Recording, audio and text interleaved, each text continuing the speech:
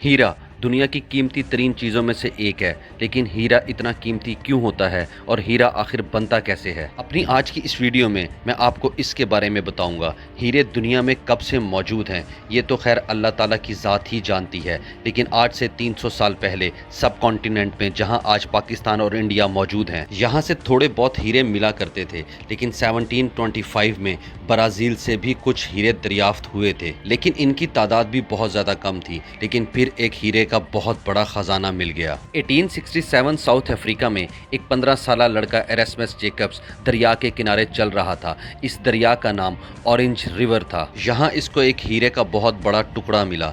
बहुत जल्द पूरी दुनिया से लोग इस इलाके में हीरे ढूंढने के लिए पहुंचना शुरू हो गए थे और इस तरह से पूरी दुनिया में हीरों की तलाश शुरू हो गई। अब ये तो थी तारीख हीरों की, लेकिन असल सवाल ये है कि आखिर हीरे बनते कैसे हैं और ये इतने ज़्यादा महंगे क्यों होते हैं। हमारी ज़मीन के तकरीबन 150 किलोमीटर के अंदर एक काला पत्थर मौजूद होता है और आपको ये बात जानकर बहुत ज़्यादा हैरत होगी कि असल में ये काला पत्थर ही हीरा बनता है और इसको ट्रांसपेरेंट कार्बन कहा जाता है। हीरे बनाने के लिए ये ट्रांसपेरेंट कार्बन ही सबसे ज़्यादा ज़रूरी होता है। ज़मीन के तकरीबन 150 किलोमीटर नीचे शदीद हीट होती है। ये काला पत्थर जिसको हम ट्रांसपेरेंट कार्बन कहते हैं, ज़मीन के नीचे तकरीबन 900 से 1300 सेल्सियस डिग्री टेम्परेचर में मौजूद होता है। इतनी गहराई में मौजूद इस काले पत्थर पर शदीद प्रेशर इसको हीरा बना देता है। अब बात यह है, ज़मीन के इतना नीचे जाकर आखिर हम हीरों की तलाश कैसे करते हैं। दुनिया में आज तक किसी भी चीज़ के लिए ज़मीन के अंदर की खुदाई